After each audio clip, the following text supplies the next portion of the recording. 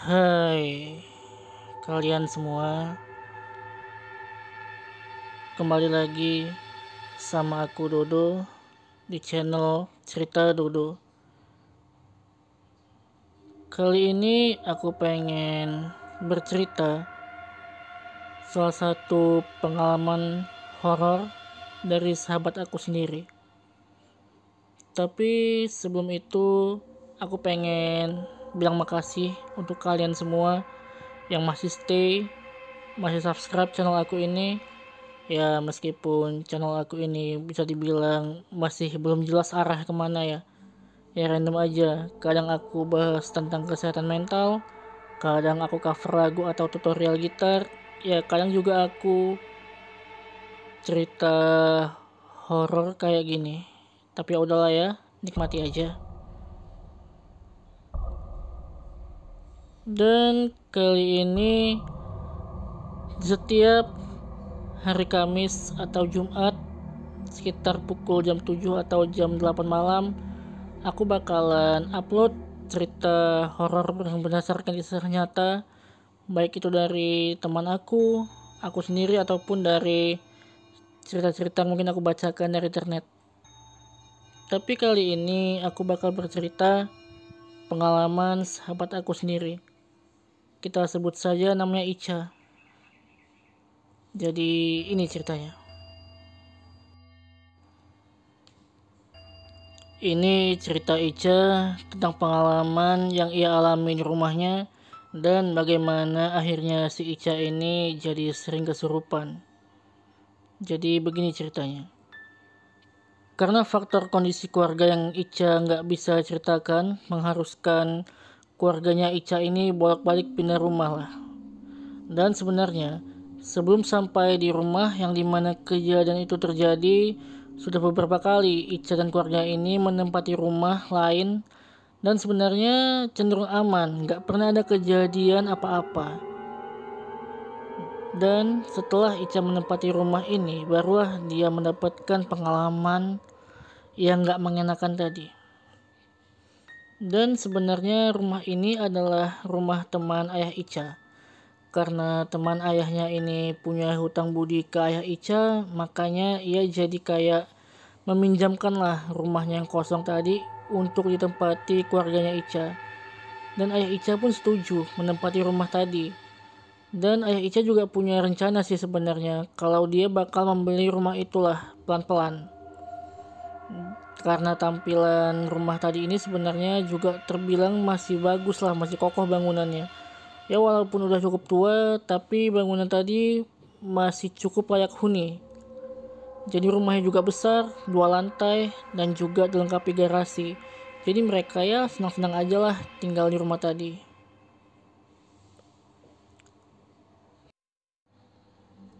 Singkat cerita, mereka pindahlah ke rumah itu. Awalnya mereka ini sekeluarga ya senang-senang aja tinggal di rumah itu. Sebulan, 2 bulan, mereka sama sekali nggak merasakan hal-hal aneh dengan rumah tadi. Oh ya, informasi aja ya. Lokasi rumah Ica ini juga sedikit masuk ke dalam gang.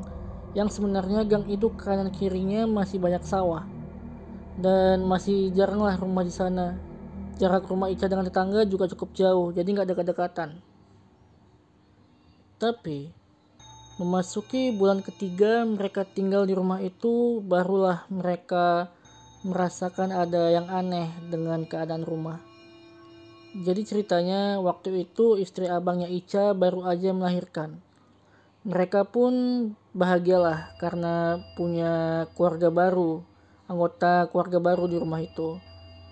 Mereka punya bayi lah. Tapi keanehan justru muncul. Keanehan yang pertama atau gangguan pertama yang Ica dan keluarganya rasakan adalah seringnya mereka mendengar suara perempuan tertawa saat menjelang malam. Dan si bayi tadi juga selalu rewel setiap malam. Tapi kalau siang, bayi tadi juga aman-aman aja, anteng-anteng aja, nggak rewel. Dan namanya mereka juga khawatir ya bayi tadi kenapa-kenapa. Jadi mereka periksakan lah ke dokter. Dan sebenarnya bayi tadi juga nggak ada kenapa-kenapa, sehat-sehat aja. Normal lah. Tapi gangguan tadi juga masih terjadi. Mereka masih sering mendengar suara orang tertawa, suara orang menangis, dan ini seringnya suara perempuan ya. Tapi gangguan berupa suara tangis dan suara tertawa tadi gak berapa lama mereda dengan sendirinya. Tapi biarpun begitu, gangguan tetap terjadi. Ada satu cerita yang Ica ceritakan tentang gangguan yang dialami juga. Jadi waktu itu sekitar pukul 10 malam, Ica ini pengen ke WC lah. Karena jarak WC dengan kamar Ica cukup jauh, Ica kamarnya di lantai 2 sedangkan WC di lantai 1. Ica pun terburu-buru lah pengen ke WC. Tapi saat dia pengen membuka pintu WC itu, tiba-tiba abangnya ini lewat gitu aja dan langsung masuk ke WC. Ica pun gak merasa heran atau curiga, ya karena mungkin abangnya tadi lebih kebelet lah daripada Icanya. Ica pun ya udah gak marah dan dia pun memutuskan untuk menunggu depan pintu WC lah. Tapi dia cukup lama menunggu di pintu WC tadi. Dia gedor-gedor pintu WC tapi abangnya tetap gak ada sautan apa-apa dari dalam kamar mandi, dari dalam WC tadi. Dan gak lama kakaknya Ica ini, kakak ipar Ica juga ke dapur pengen ngambil minum. Karena posisi dapur dan WC ini dekatan, jadi ya kakaknya melihat Ica lah di depan pintu WC tadi. Kakaknya heran, kakak ipar Ica heran. Terus nanya ke Ica, ngapain di depan pintu WC? Gak masuk ke WC-nya. Ica pun bilang, kalau dari tadi dia tuh nunggu abangnya, gak kelar-kelar di WC. Kakaknya juga heran lah, herannya gini. Loh, Ca, abang kan dari tadi di kamar, dia juga lagi tidur, jadi gak mungkin ada di WC. Mendengar kakaknya tadi, Ica pun sedikit merinding lah, sedikit ada rasa takut dalam diri Ica. Tapi karena dia udah kebelet pengen ke WC dan memang di rumah itu WC juga cuma satu, jadi ya udahlah Ica memberanikan diri aja. Dan benar aja saat Ica membuka pintu WC tadi emang gak kekunci dan emang gak ada siapa-siapa di dalam. Tapi Ica pun berpikiran positif, ya udahlah, dia mungkin lagi halu atau gimana tadi. Jadi dia agak cepatlah melupakan kejadian itu. Gak sampai di situ juga. Beberapa tetangga juga pernah bilang sebelum keluarga Ica menempati rumah itu emang terkenal seram lah di lingkungan sekitar. Makanya tetangga juga heran kenapa keluarganya Ica ini berani menempati rumah tadi. Dan juga pernah sore-sore saat anak-anak kampung situ baru pulang main bola di lapangan, mereka melihat perempuan di balkon. Atau juga beberapa orang tetangga yang mengaku pernah melihat penampakan yang serupa. Makanya warga sekitar heran kenapa Ica dan keluarganya berani menempati rumah itu. Padahal rumah itu memang terkenal seram lah, terkenal angker. Oh ya, sebenarnya si Ica ini memang anaknya cukup sensitif. Dia memang punya kelebihan lah, tapi dia menyebutnya cuma kebetulan aja. Dan kebetulan lagi di rumah itulah kepekaan si Ica ini makin menjadi. Kalau sebelumnya itu dia cuma bisa merasakan, bisa melihat sekelebat, di rumah ini dia cukup terganggu lah. Gangguannya itu udah sampai ke fisik. Dan nantilah di akhir cerita aku bakal ceritakan gangguan fisik apa yang Ica rasakan. Balik lagi ke gangguannya. Dari mulai suara-suara yang akhirnya bisa mereka abaikan, sampai ke penampakan-penampakan yang mereka alami. Dan untuk penampakan, bukan cuma keluarga Ica aja yang mengalaminya. Bahkan sampai ke teman-teman Ica, saudara yang berkunjung. Bahkan ya, aku sendiri pun, sahabat Ica ini juga pernah merasakannya, pernah mengalaminya. Dan penampakan yang sering terjadi itu malah bukan yang berbentuk kayak kuntilanak atau semacamnya. Mereka lebih sering menyerupai keluarga Ica ini. Ada satu cerita juga dari teman Ica. Jadi pernahlah sewaktu-waktu teman Ica ini berkunjung ke rumahnya Ica. Tapi di hari itu Ica kebetulan gak di rumah sekeluarga. Sekeluarga mereka lagi pergi lah. Teman Ica tadi yang sudah sampai di depan rumah Ica memanggil-manggil Ica. Tapi gak ada jawaban. Yang ada cuma sosok Ica yang mengintip dari jendela dengan sedikit tersenyum. Ya, teman Ica tadi kesal lah dengan kelakuan Ica ini. Temannya tadi pun menelpon Ica dengan harapan diangkat. Dan benar aja, Ica mengangkat telepon itu dan berkata dia sedang gak di rumah. Dan memang di rumah gak ada orang. Tapi temannya ini gak percaya karena tadi sebelum ia menelpon Ica, si Ica ini masih mengintip dari balik jendela. Ica pun gak heran lah sama kejadian tadi, karena gak cuma sekali itu terjadi. Tapi temannya tetap gak percaya sampai akhirnya Ica ini bilang, ya udah kalau gak percaya coba lewat pintu belakang, lihat digembok nggak semua pintu. Dan benar aja, ternyata semua pintu terkunci, tergembok, dan emang gak ada orang. Dan akhirnya ada satu kejadian yang akhirnya membuat si Ica ini sampai nggak masuk sekolah selama 3 bulan. Kejadian inilah yang membuat fisik dan mental Ica ini benar-benar terganggu selama 3 bulan itu. Dan begini ceritanya. Kayak yang aku bilang di awal, si Ica ini memang anaknya cukup peka dan sensitif lah sama hal-hal yang kayak begituan. Dan memang bukan di rumah itu aja, dia sering melihat semacam penampakan gitu. Kalaupun dia lagi jalan atau dimanapun, dia juga sering melihat penampakan-penampakan. Tapi ya bagi dia itu gak mengganggu lah. Yang mengganggu ini yang ada di rumah sebenarnya. Jadi kejadiannya ini bermula waktu Ica sama abangnya ini baru pulang lah dari suatu kegiatan. Mereka pulang ke rumah mendekati tengah malam, sekitar jam 12 kurang lah. Sebenarnya di perjalanan pulang, mereka ini masih merasa aman-aman aja. Sampai saat Ica bersama abangnya ini masuk ke gang rumah mereka, mereka merasa kayak diikuti sama sesuatu. Tapi bukan diikuti manusia ya, bukan diikuti orang. Mereka saat itu berboncengan. Tapi karena memang gang rumah Ica ini kanan kirinya masih banyak sawah, jadi memang sepi keadaan lingkungan situ kalau malam. Rumah masih jarang, ya meskipun sebenarnya gang itu agak panjang, tapi rumah di situ bisa dihitung lah pakai jari. Dan firasat mereka benar saat mereka menoleh ke belakang, ternyata ada cahaya hijau yang mengikuti mereka. Dan ini benar-benar berbentuk cahaya ya, nggak ada bentuk apa-apa, cuma benar-benar cahaya. Melihat itu mereka pun panik, apalagi abangnya Ica. Karena panik, jadi dia pun tancap gas motor aja lah. Dan setelah itu memang mereka sampailah di depan rumah mereka dan mereka gedor-gedor pintu dengan gak santai. Sampai ayah ibu mereka ini heran, kenapa anaknya ketakutan. Tapi di situ mereka belum cerita, mereka masih mencoba menenangkan diri aja. Ya mereka cuma takut dan bingung aja sebenarnya itu cahaya apa gitu. Setelah tenang, barulah Ica dan abang ini menceritakan kejadian yang terjadi dengan ibu juga ayahnya Ica.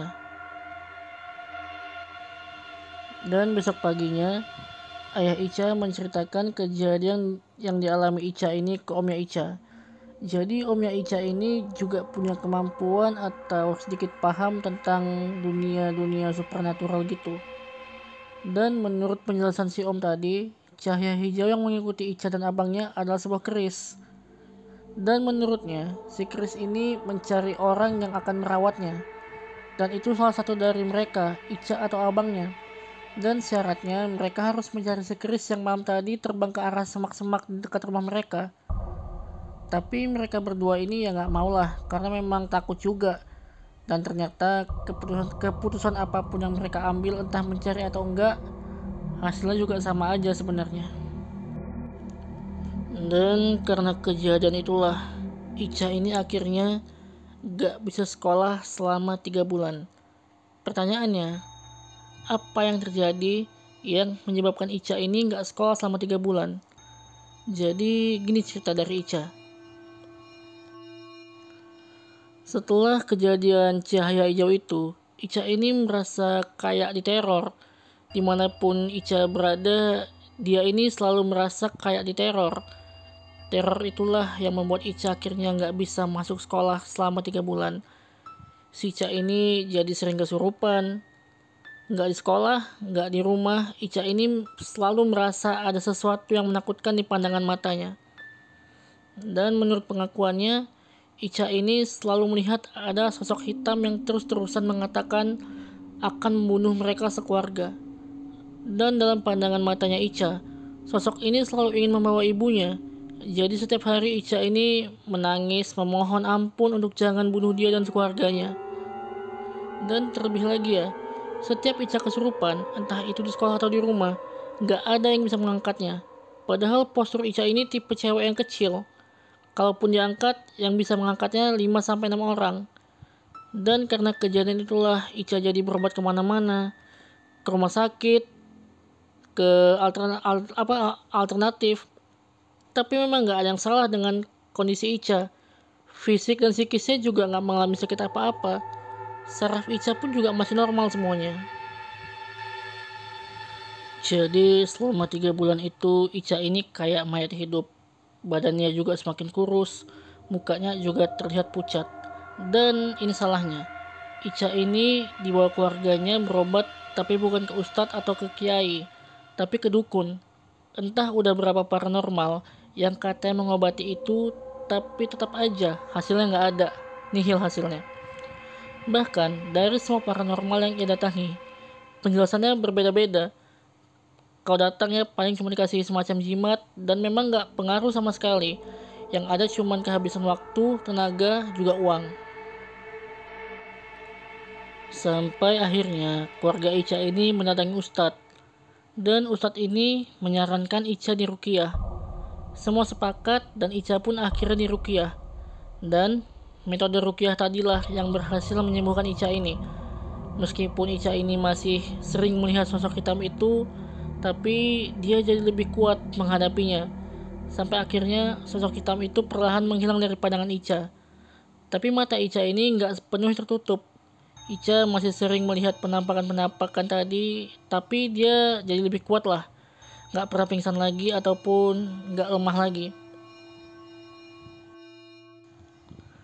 Dan setelah semua berlalu, ayah Ica pun menjumpai sepemilik rumah tadi. Dan ia menceritakan semua yang ia dan keluarga alami.